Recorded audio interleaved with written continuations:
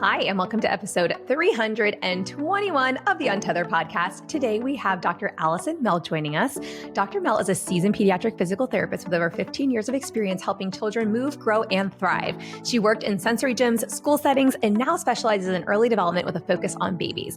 Allison is the founder of Tots on Target and the creator of the Tot Spot, a growing online membership that offers parents easy-to-understand guidance, developmental tools, and expert support to help kids reach their milestones with confidence. With a big presence on Instagram and a passion for making pediatric development approachable, Allison blends clinical expertise with the real-life perspective of being a mom of four. She's on a mission to empower families and providers with the knowledge they need to support little ones from day one.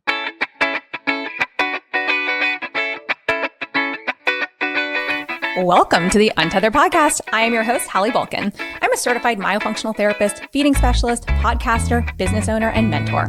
This podcast is all about getting your questions answered and collaborating with colleagues to bring you the most up-to-date information in the orofacial myofunctional therapy, airway, tethered oral tissue, and pediatric feeding therapy space. If you're new here, I challenge you to keep an open mind and join my mission to spread this message far and wide. If you've been around since June 2019, thanks for being a loyal listener. As we jump into today's episode, remember to listen with correct oral rest posture. Tongue up, lips closed, teeth apart, breathe through your nose. Let's get started.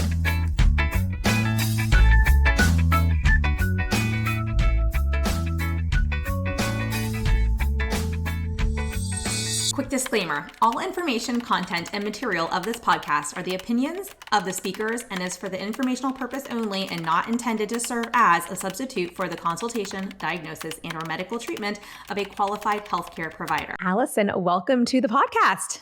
Thank you so much for having me. I am so excited to be here.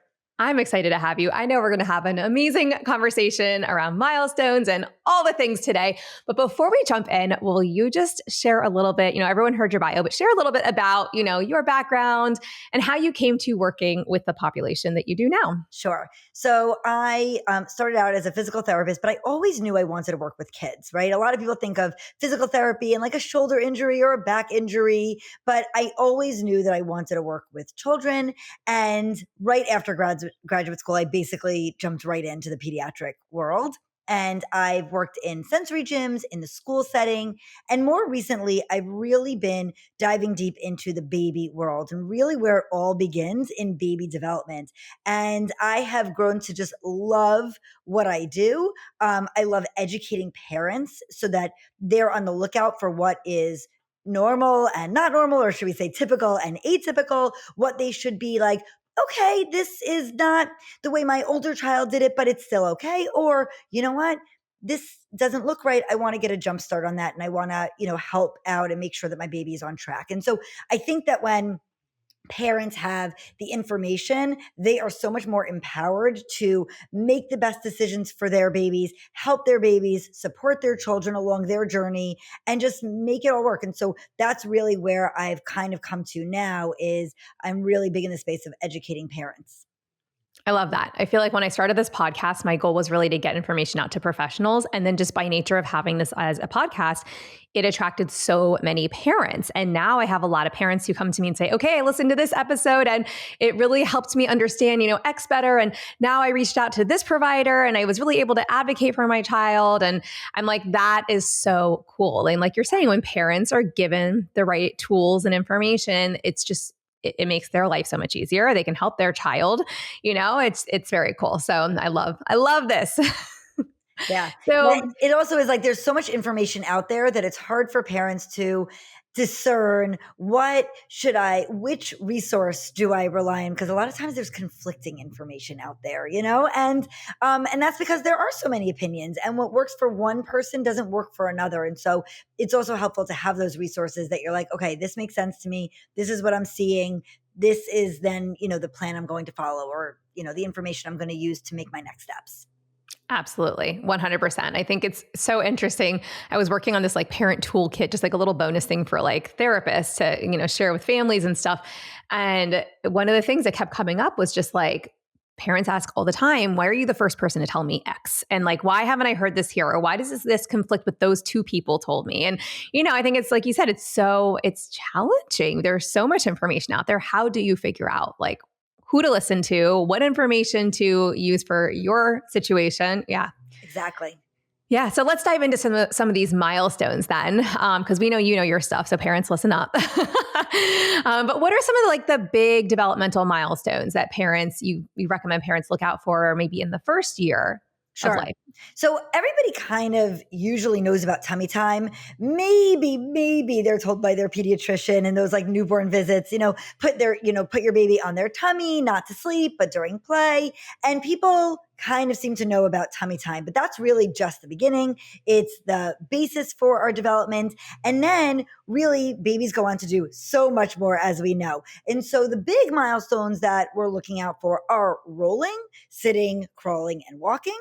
And what we really want to pay attention to is to make sure that babies are doing those movements within the typical time frames and that the quality of movement is there, that we're seeing good quality of movement, which the time frames, they are for rolling, it's like a 4 to 6 month milestone. Sitting is a 6 to 8 month milestone.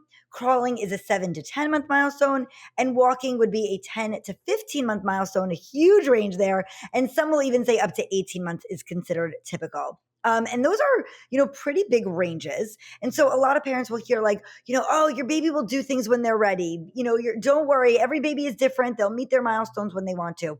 And that can be true because we don't expect every baby to meet their milestone at exactly the same time. Like in pregnancy, when you're reading, what to expect when you're expecting. And, at 26 weeks, your baby is like this. And at 38 weeks, your baby is like this. But in reality, once babies are here, they're not going to do everything at the exact same time as everyone else or your previous child or your niece or nephew. But we do want to make sure they're meeting those milestones within those time frames, or at least making significant progress and like almost fully mastering those milestones by the end of that time frame. And then there's, of course, the quality of movement that matters so much. And we want to make sure that babies are using both sides of their body equally, that they're moving fluidly, that they're being able to navigate their environment in an easy way. And movements aren't so difficult, or really they're using one side of their body more than the other. Yeah, this describes my second child to a T. My first one was very tight, but my second one was very successfully compensating and dragging her leg behind her as she scooted across the room very quickly. And it was amazing because I ended up taking her. She went to PT throughout like her first 8 months of life, and more so because I noticed like we're on like the tail end of where we're supposed to be hitting some of these gross motor milestones. And I just really want to make sure that we're not falling behind. And if we can support her, like let's get her in and let's get this going. And anyways, it wasn't until she was closer to maybe like 12 to 13 months that I had taken her to some other professionals too. And she was tongue tied. She was released at 5 days old and all that fun stuff. But all of a sudden, like she was pulling to stand at that point, and I was like, okay, we're doing some great things here, but we still had not crawled on both knees. And one day I look over and she just crawls across the couch. And I'm like beside myself. And my husband's like, what does it matter? She can walk already. Like she just started walking. I was like, oh, it matters. It matters. I was like, one, that's an unstable environment.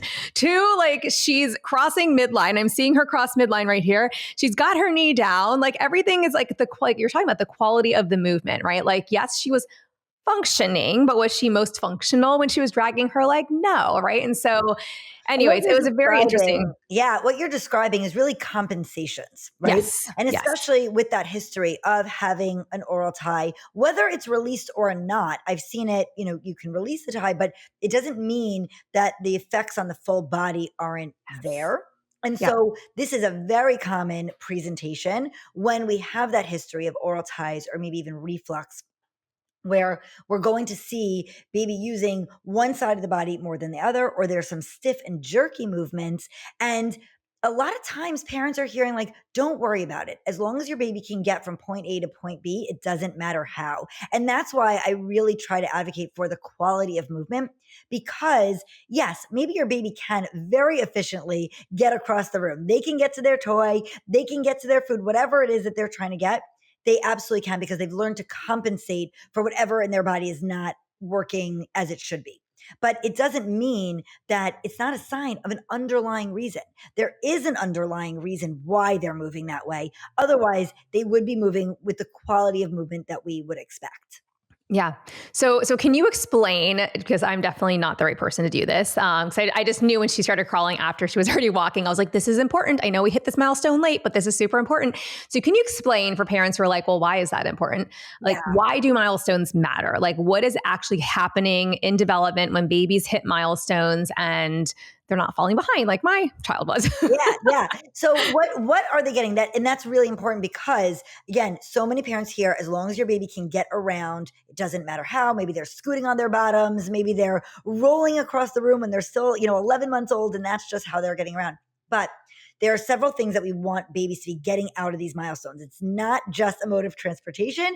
It is about building a very, very strong foundation that is setting them up for success for literally years to come. And so what is that? Number one, we're building a tremendous amount of strength during these foundational milestones. So when babies are starting out with tummy time, right, and they're lifting up their heads against gravity and they're working their shoulders a little bit because they're propping themselves up, that's great. And then beyond that, through rolling, they're developing a tremendous amount of core strength and shoulder strength. And through crawling especially, we are getting a tremendous amount of also shoulder strength, arm strength, hand strength, core, hips. They're all engaged in this movement, right? We look at it, we're like, crawling isn't so hard, but for babies, this is a real workout. And that strength isn't, again, just important for now. It's actually going to support them for stair climbing, for jumping, for running around with their friends on the playground, for writing and a pencil grasp, coloring in the lines with good endurance so they don't get tired while they're coloring, cutting with scissors, buttoning and zippering for self-dressing. These are actually all things that we don't realize takes a lot of strength until our kids don't have that strength to do it. And crawling is actually a very, very big part of the strength, the full body strength that our babies need to then build on for those higher level skills. So that's number one. We're also getting a lot of a sensory input through all of these milestones. And if you have an older child, any listeners who have older children, you might have heard like sensory play, right? And we think of that as playing with sand or mud or dirt or slime, whatever it is, right? And we're like, oh, this is great sensory play. But actually rolling and crawling are also the basis of our sensory play and development, because we are getting a tremendous amount of input through the joints that are giving our brains feedback about where our body is in space, where our body parts are in relation to each other. And so as babies roll around on the floor, crawl across the floor, they're getting all that deep pressure into their bodies that then supports them later on recognizing personal space. So they're not in their friends' faces, that they're keeping a proper distance when they're walking in line down the hallway, that they are grading force. So they place that block on the block tower gently enough that it's not going to knock everything else over. These are all things that are built up through our sensory systems that are developed through crawling. And rolling also gives that proprioceptive input. That's the name of the sense, but it also helps develop our balance. By rolling around and moving our head against gravity in different ways, which also is done through crawling, we're actually supporting our balance, which is ironic that rolling and spinning actually helps us with better balance, but it does. Yeah. Those are big parts of why these movements are so foundational for future development. Yeah, as you're explaining this, I'm sitting here thinking like my balance has been one of my biggest things I've struggled with in like my Pilates reformer classes. And I went to a PT who basically said to me 5 years ago, he was like, I want you to do Pilates reformer. Like you need to build core strength and I'm hypermobile. So he was like, I don't like yoga for you. And anyways, so in my classes, sometimes they'll have us do something where we like fully extend our neck and we're like looking upside down, almost like over the back of the reformer.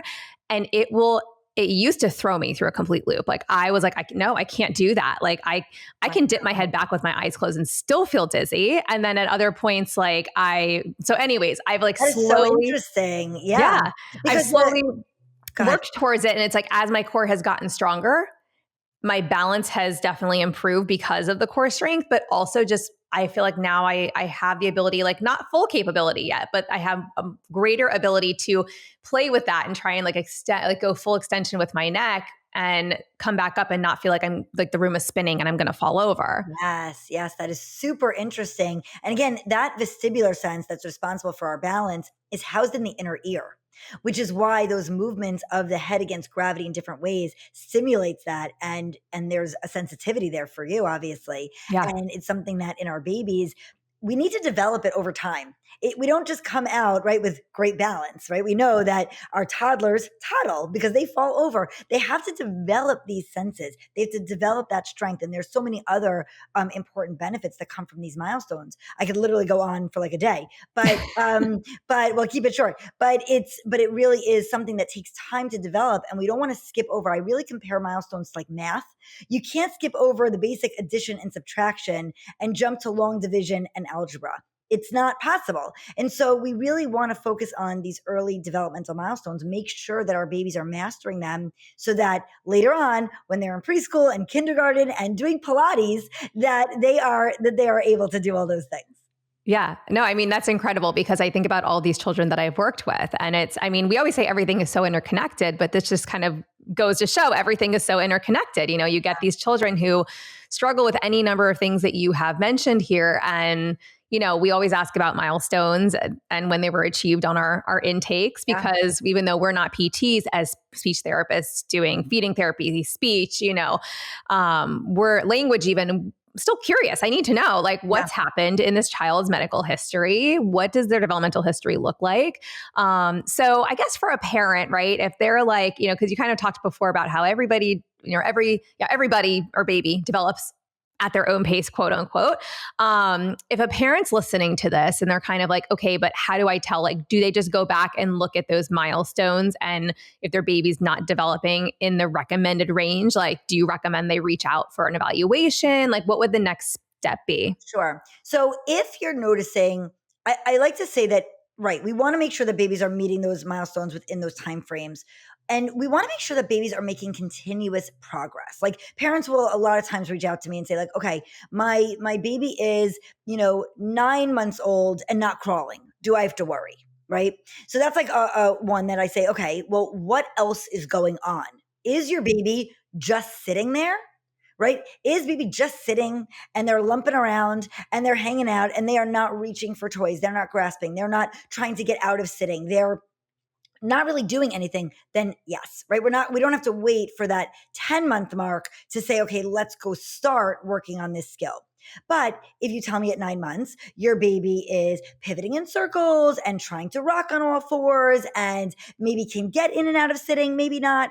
There are other things that are going on that are working towards that milestone. Then I'm like, okay, we can give baby a little bit more time. So it's really about noticing the progress. I actually have a free developmental checklist on my website that you can look at. What are those mini milestones or the mini stones, as some of the therapists like to call that? Because we're not going to just all of a sudden crawl. There are so many other things that we're going to see before baby starts crawling, that they can push up through straight arms, that they can tuck their knees under them, that they can rock on all fours. Maybe they're planking, downward dogging, they're doing some interesting movements, and then they'll be able to take off on all fours, right? The other thing that I always want parents to look out for is that quality of movement. So if you are noticing that your baby is only rolling in one direction, that they do have their legs sticking out, to one side, and it's not really engaging as they're trying to move around. Those are things that we really want to also pay attention to, because there's always a reason. And in the case with oral ties, there is always, we have to look at the full body to make sure, is there tension throughout the entire body that's causing that, right? That even though we might have treated the tie or we're working on the tie, but everything is connected in our bodies. And so we want to make sure that we're treating that. Yeah. I always love to say we're connected from the tip of our tongue to the tip of our toes. And Yes. so, I know with my own kids, one was released at 24 months, one was released at 5 days old. Interestingly enough, my older one was both my babies could hold their necks up at birth, which I thought was fantastic with the first one, but then quickly learned that was not a good thing. But she was also the kid, my older one, she's almost 10, but she I think she was 6 months old, and she was climbing up the equipment at little gym. And, then she was holding herself for 90 seconds from a bar, and people were like, wow, she's so strong. And I was like, freak of nature. I don't know what's going on here. No other kid is doing this. I feel like this is not normal. Right? They're going to be a future Olympian. I mean, it was interesting because from a function standpoint, you look at her and you're like, she can independently do a lot of things that other 6-month-olds are not doing yet. She would actually climb up, flip her body around and slide down the other side at 6 months, 7 months or so. And then she was she crawled up the stairs at 6 months, and at 7 months, she was crawling back down all completely Wow. independently. And I was just like, I don't know what's going on here. Like, I don't even have baby gates to be set up for this. I was like, I am not ready for this. I am not ready for this. She still walked, I think, like in a normal time frame. But yeah, it was fascinating because then I started to learn all about the connection. This is like almost 10 years ago. And I was like, oh, okay, we're a little tense. Right. And I really dove into that whole tip of the tongue to tip of the toes thing. Yeah. And so for my second, I was like, all right, we got to get on this a little sooner. Yeah. And a lot of parents will say, one of the things I tell parents to look out for, does your baby always want to be straight and vertical? Because parents will say, yes, my baby loves to stand and they're 4 months old. And I'm like, right, developmentally, babies should not, they can bear weight through, if you're holding them up on your lap and they're standing and bouncing, okay, but you're giving a lot of the support. If your baby always wants to be straight and vertical and doesn't like to be flexed, we have to look out for those things because that is a sign of that full body tension you're talking about, where you're like, wow, my baby's a superstar. They're going to walk at 6 months. And you're like, okay, let's slow that roll a little bit. Okay. And we need to look and say, okay, what is going on? Is it just that they really are that almighty powerful? Or is it that the compensations are actually what's causing those movements? Yeah, totally was compensation for her. It was, she was that kid who needed to sleep on an incline. She needed to she was pushing up like almost at birth, pushing up off of me to be, like you said, upright. When you said vertical, I was like, yeah, that sounds about right. Yeah, always like to be straight. And they're like, I don't know, my baby just loves to be standing. And that is nice and good, but let's also make sure that they can sit and flex and crawl, right, and roll and all those things that they need to do, which they're not going to do if they're always stick straight. Yeah. Well, and then the other thing too is tummy time in some of these kids who are so tense, especially if there is a tongue tie present, whether it's been released or not. I know we struggle because we'll recommend tummy time in sessions, like when we do feeding, and we'll recommend, that they go see PT or OT or whoever they're going to be seeing for, to focus more on the rest of the body.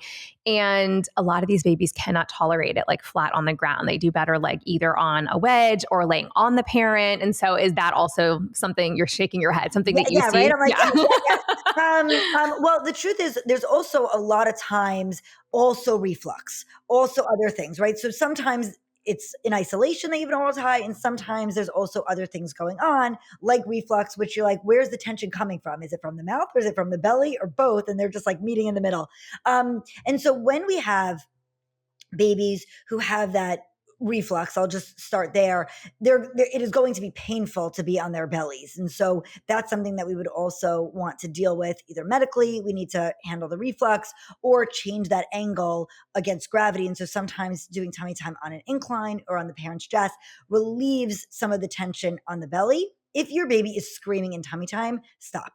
We don't want babies to, it is not worth it to cause pain to your baby. So if your baby is screaming in tummy time, then stop, and we need to figure out what is the cause. And if there's really pain, then we need to work on that.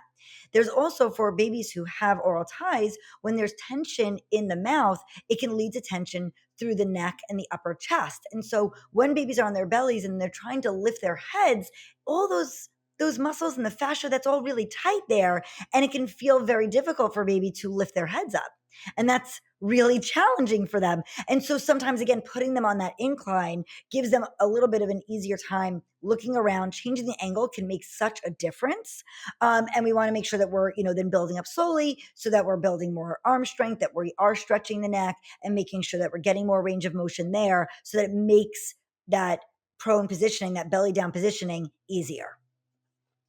Amazing. Thank you. I feel like tummy time was challenging with my first, but a little bit easier with the second. So yeah, it's one of those things I think parents really stress over these days because you see a ton of talk around it online. And again, I think it's one of those things where it's like, well, who do I listen to? What do I listen to? How do I know if like my baby needs help and all that fun stuff? And parents always want to know like, how much tummy time does my baby need to do, right? And like, there's really no exact answer to how much tummy time. I mean, if you want to ask like, the gold standard would be your baby, every wake window, your baby's on their belly to play, right? Back to sleep, tummy to play would be like, let's do that. And that's just not always realistic because most babies are not as comfortable on their bellies because we don't put them to sleep that way. And so we need to be realistic as parents as, what is going to work in our day. So there are a few things that parents can do.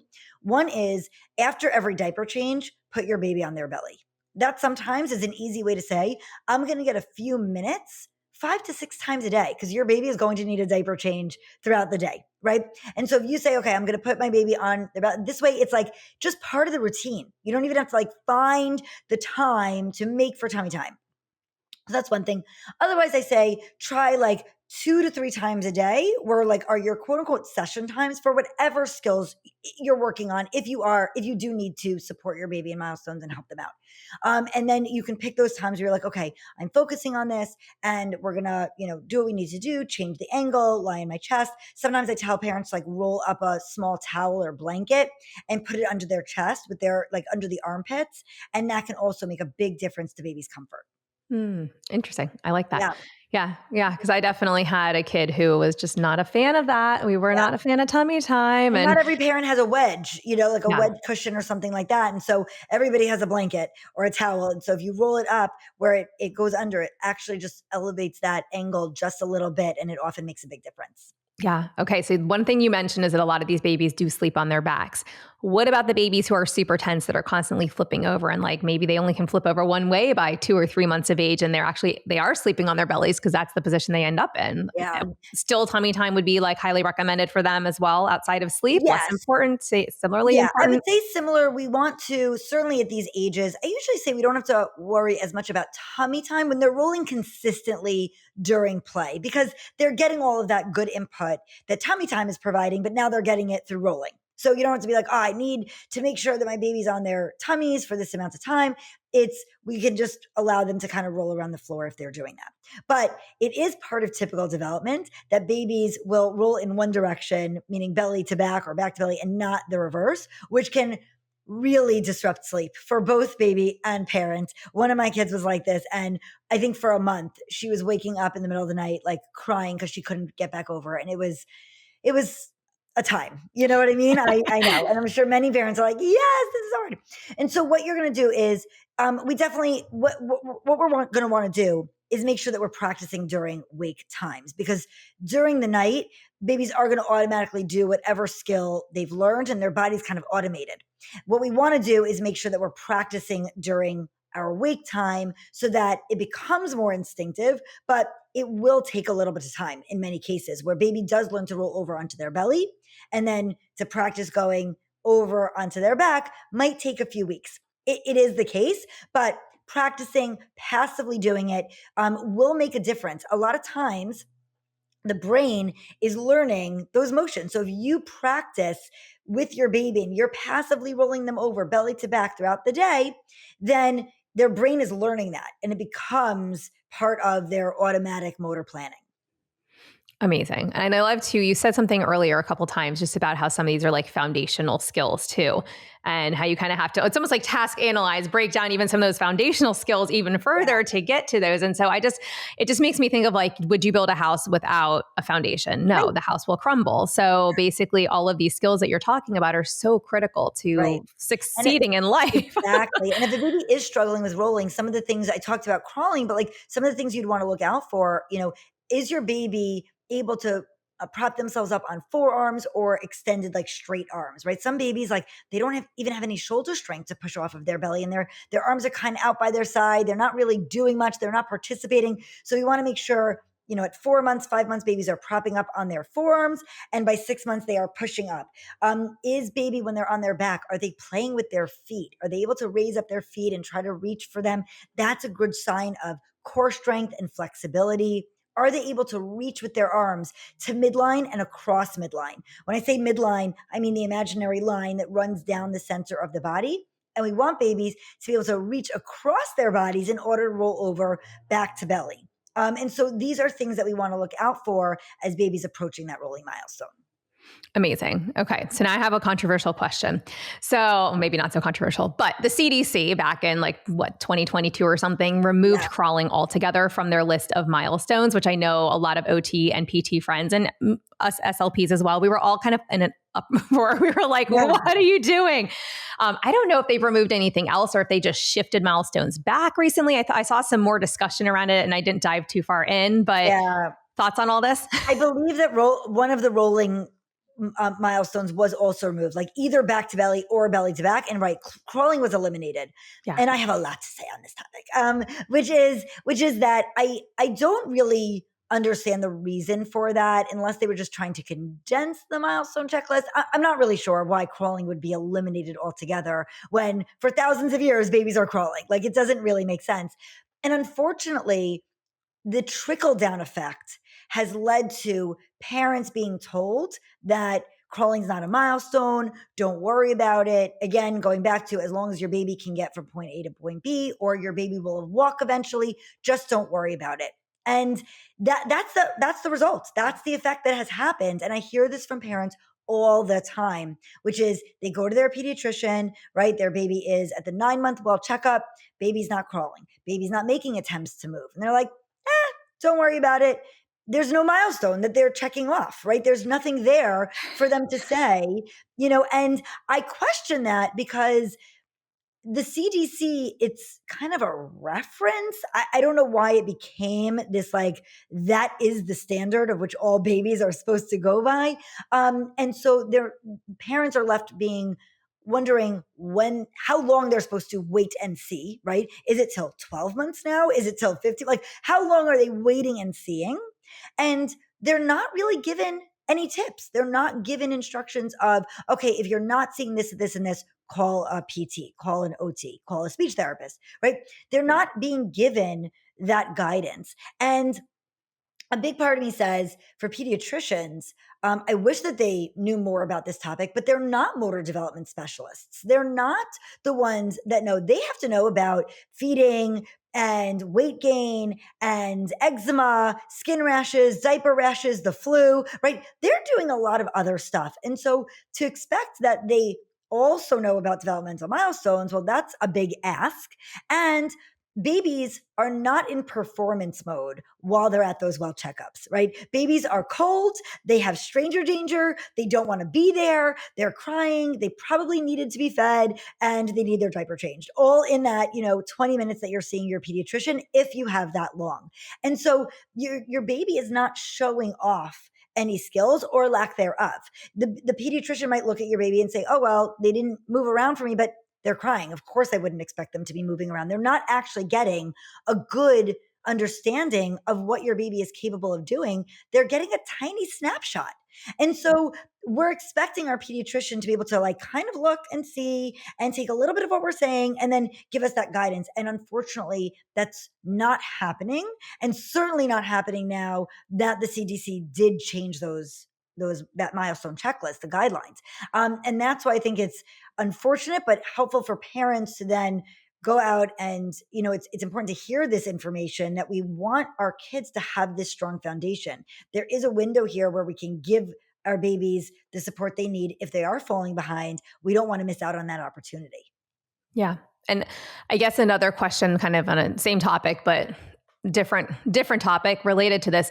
Do you feel, because I know this was a big concern that we all had, especially for kids who might be, able to access services through their local county or insurance coverage.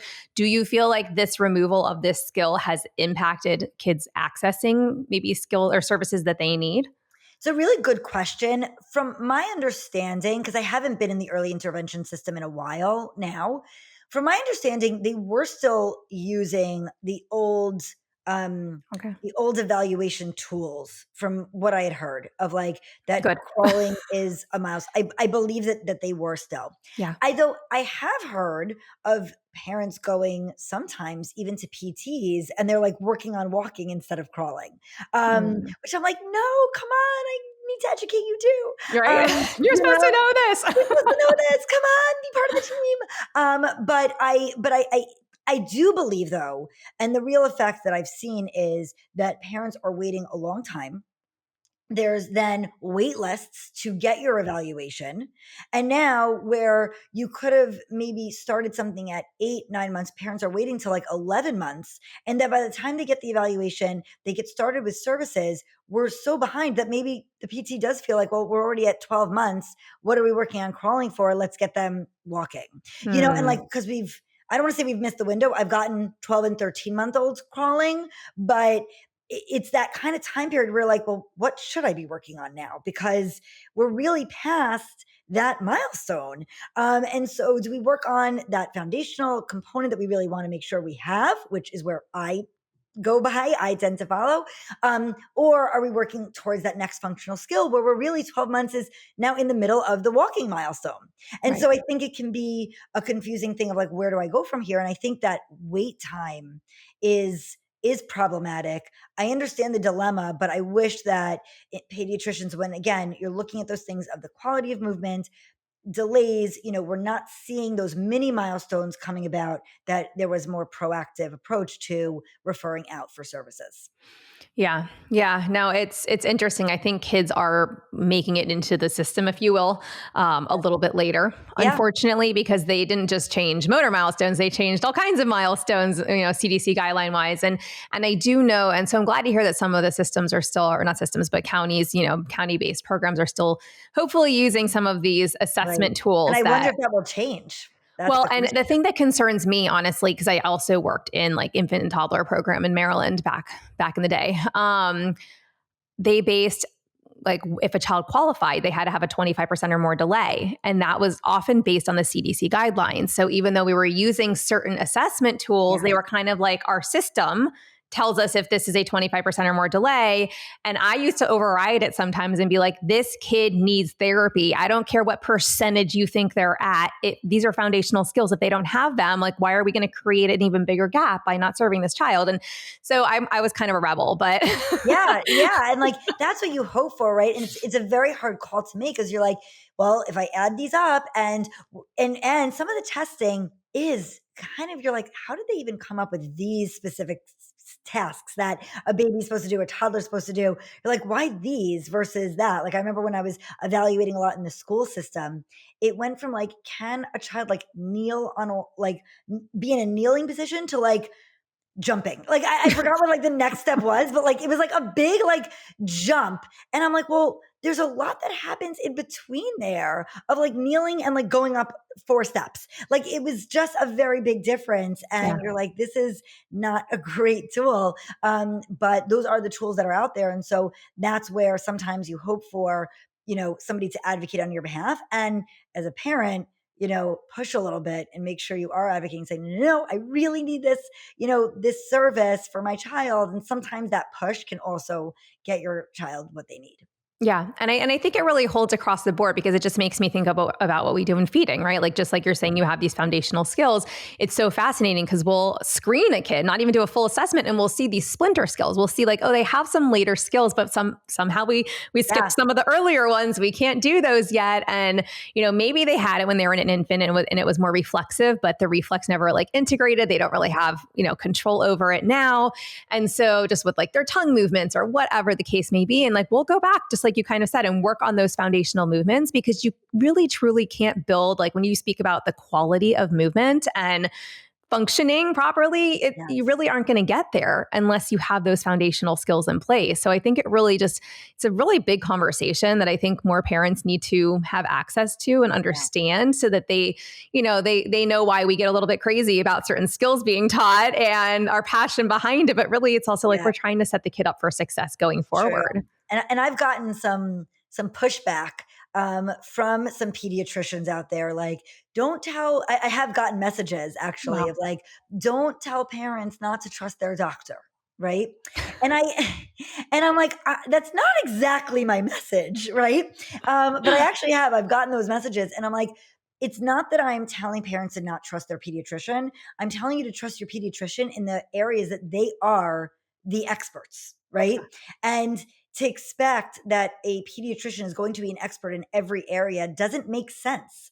It Right. doesn't make sense. And so and maybe there is also education to be done in the medical community as well of like, I often say that if a parent takes their 6-year-old to the pediatrician, they're going for a well checkup, and they mention, my child is struggling with coloring and cutting and copying from the blackboard and other things that are going on. They can't get dressed and button, whatever it is, right? They're struggling. The doctor might say at that point, oh, can you get OT services for them? They're not going to go back and look when that child was 9 months old and say, did this child crawl?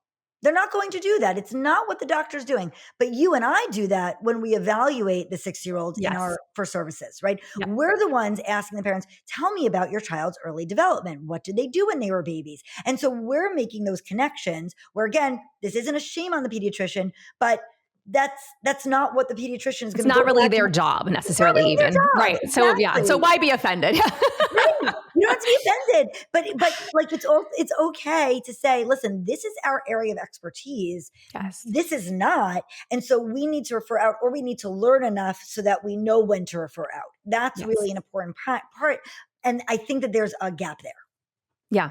Yeah. I mean, I 100% agree that we are in that same scenario when it comes to like pediatric feeding and even speech and language development, because I can't tell you how many times, like I think a lot of people get their panties in a bundle when anybody's like, I'm a specialist. That person is not necessarily a specialist. And it's like, let's put our ego aside with our patient's, best interest in mind. Nobody's assuming anything negative about you. We're just saying, hey, this is what I do. This is what they do. Yeah.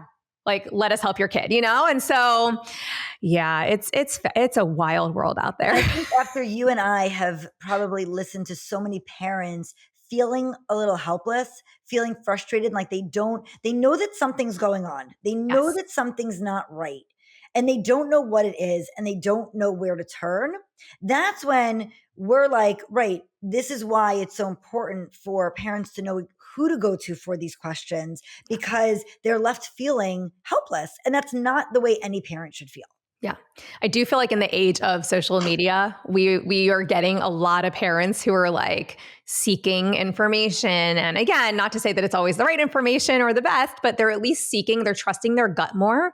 Yes. And I think it's just, I've been a big advocate of parents, like if you feel like something is off and you can't pinpoint it, that doesn't make you crazy. Like you find a provider that's going to go down that path with you and help you figure out what that thing is. And I think that in so many parents' brains, step one is the pediatrician. Yeah. And it always is, right? They're always like, well, I'm going to go make an appointment with a pediatrician. And I like to say, look, you can do that, but they are not PTs. They are not OTs. Right. They are not SLPs. So after you make that appointment with them, let's make an evaluation appointment with this provider too.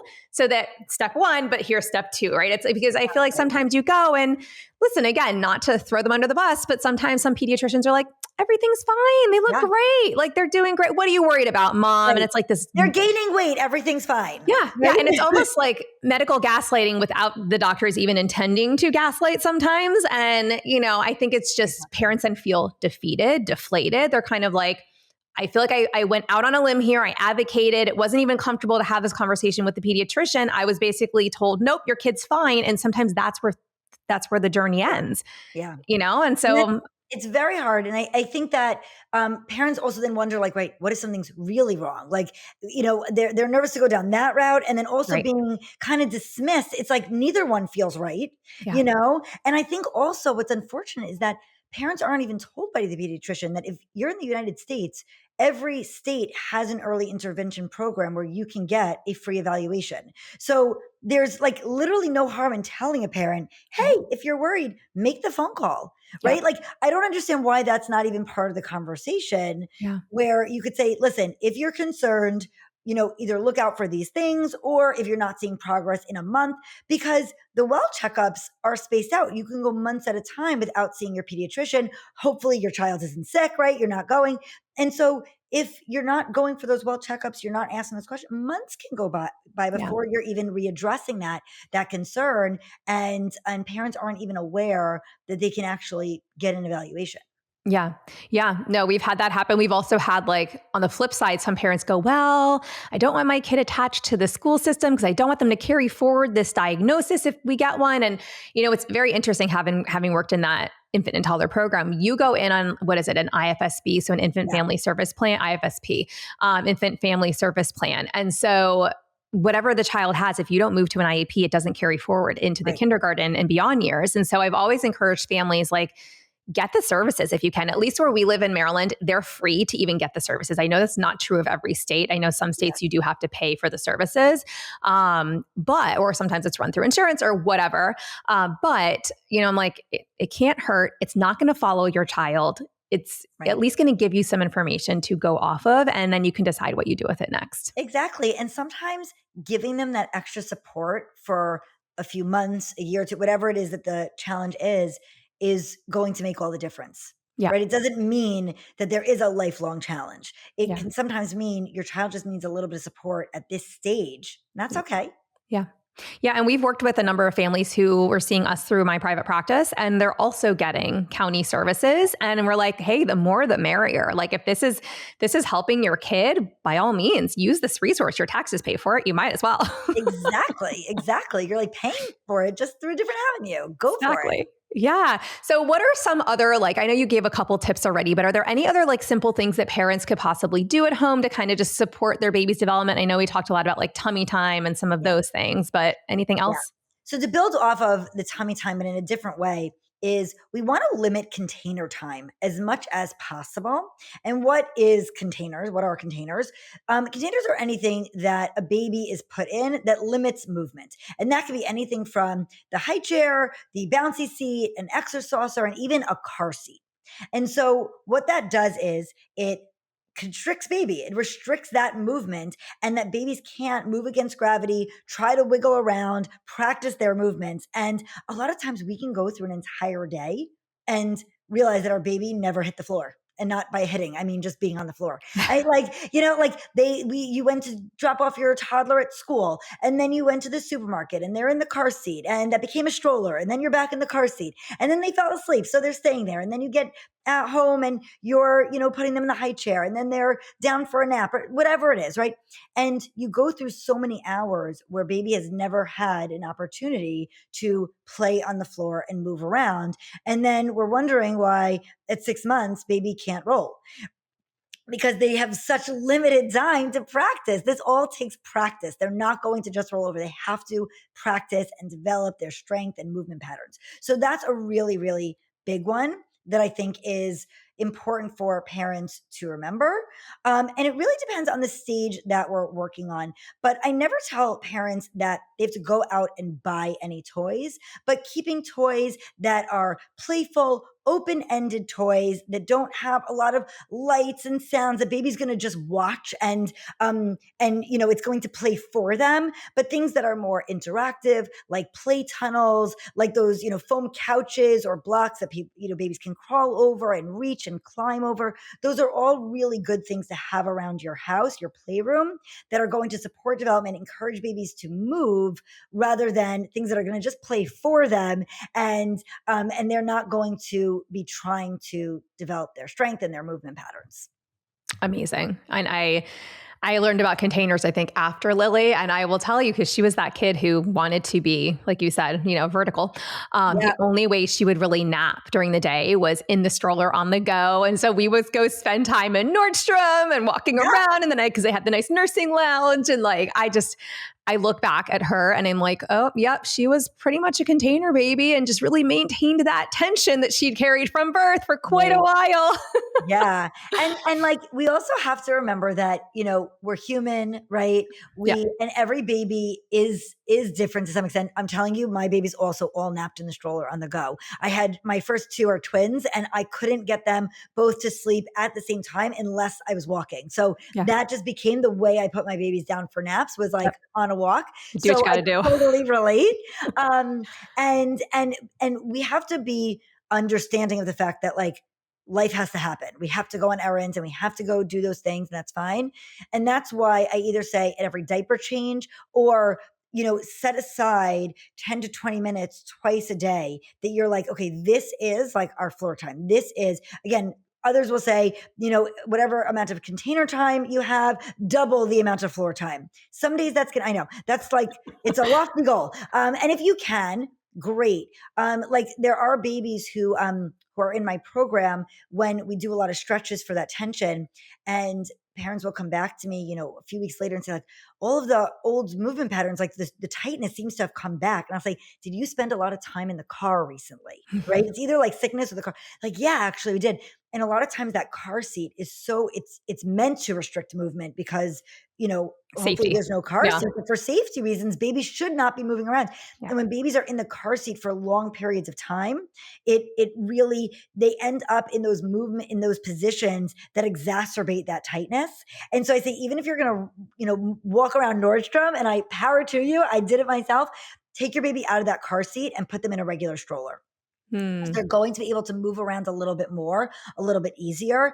And even just to wiggle around a little bit makes a big difference rather than being so restricted in a car seat.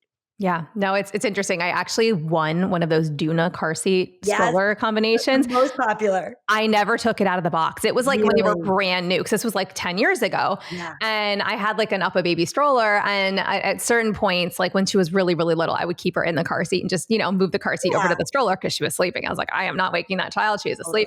But then as she got a little older, I was like, I felt like she was so crunched in that little infant seat that I started moving her, even if she was sleeping, into the larger seat and just, laying it down. But it's so fast. I'm like, I guess something about me knew that car seat stroller combination was just not going to be good for her. So I never opened it. I ended up selling it like in box new to somebody. Wow. But I know it's become so popular. It is the most popular stroller out there. For convenience. I don't think my twins now are 14. And so they didn't have that. They did have some of those, contraptions where you take the car seat and you put it in. Yeah. But I had one for a double car seat, but it was impossible to move around. So I rarely used it. And so again, I also maybe just because I didn't even have the option, I ended up moving my babies always to a regular stroller. And I also wasn't so well versed on, I knew about containers, but like I wasn't even so, really, I didn't go down that so far. And now I look back and I'm like, no, it was really important to take them out of that car seat. And it just happens to have been for me, Yeah. Yeah. I mean, I feel like by the time my second one rolled around about 7 years ago, I was like, okay, we have a whole new level of knowledge. We got to do more tummy time early on. We got to get her into PT. We got to do X, Y, and Z. Yeah. I mean, and it was a totally different feeding ball game. Her feeding was so much better because we were so focused on her whole body. Yes. It was, so even though we still had a leg that was dragging and we had other work to do, it was definitely approached very differently. And, but I had the knowledge, right? I had the knowledge that time around. And so you saw the difference in that. Oh, yeah. On that full body is so key. And that's why paying attention to the whole body when maybe with an oral tie, you're focused on feeding and suck swallow and all those things that I'm not well versed on because I'm not a specialist on oral ties specifically. But when you look at the whole body and you're like, right, only one arm is reaching and not the other one, right? Yeah. Or my baby has like zigzag toes. The toes, curl over each other. And that's also a sign of full body tension. That vertical straight posture, all these things, right? Using one side, only rolling in one direction and not the other. Those are all signs to really pay attention to. Yeah. And it's interesting because I have like their 1-year-old photos up on a wall in my kitchen. And you've got like Lily sitting on the ground, who's my almost 10-year-old. And then you've got Mia, who's kind of up on this little like stool, which probably was not the best for her because there was no foot support. So put the kid who has all this like gross motor stuff we've been working on a little stool with no foot support. And her little toes do exactly what you just said. She kind of like turns into like tense her body and hold herself in that position. And it's like, they're kind of like, I have to go look at it, but they're kind of just like flared out in a funny way. And I'm like, it's because she just, her center of gravity was off and she did not have the right support. And so it's just, again, it's all these things. And I look at that every single day as I walk past that photo. It's like a constant reminder. Oh my goodness. But I'm like, how far they've come. But yeah, I totally saw the difference. And it's like, to your point too, with feeding, one of the early signs that like we see also are babies who will feed better on one breast than the other because of their neck, right? They have more tension on one side of the neck because of the tension in the mouth and in the neck and, throughout the upper chest area as well. And so we'll tell parents like that's a pretty early sign. If baby is emptying one breast and not the other, they're fussing on one side, they seem to have a preference, there is probably some full body tension. And you definitely are going to want to, yes, talk to a feeding therapist if that's impacted, but you also need some form of work on the body, whether that's a pediatric physical therapist or, whoever the person is in your area that works with breastfeeding infants. So, or bottle feeding too, for that matter. But anyways, it's been so eye-opening. Yeah. Absolutely. Well, this has been amazing. So I know we could talk all day, but tell everyone where they can find you online, on Instagram, and we'll make sure to put that also in our notes. Thank you. So you can learn more about me, totsontarget.com, and I run an online membership to help parents support their babies in their milestones. And so included in the membership is our courses, on-demand courses, rolling, crawling, and walking, plus infant massage, so that it gives you a lot of great content that you can watch anytime. Plus, you get direct access to me. I support my members every step of the way. So any questions you have, I will answer them. We run live group Zoom calls so that parents can come and show me their baby, ask me their questions, and make sure that their babies are on track. We have so many members who have that, their babies have that history of oral ties and, they didn't get that guidance. And so that is the program that I run. I'm also on Instagram, TikTok, YouTube, Pinterest. Tots on Target is my handle. And I'd love for everyone to come follow and learn more about milestones and everything else they need to know about development. This is amazing. Where were you 10 years ago? Well, thank you, Allison. This has been fantastic. I know that some parents are definitely going to find this, super helpful. And I love that you have that membership for parents because I think that is so very needed. So thank you for sharing your knowledge with us. Thank you so much for having me. I loved our discussion. Thanks for listening to this podcast. If you found value in this episode and want to hear more of these MyoTots airway and feeding related episodes, be sure to leave a review on Apple Podcasts and share this episode on your social media platforms. You can access free resources and all I offer at HallieBalkin.com or pop over to @HallieBalkin on Instagram to get all the latest updates.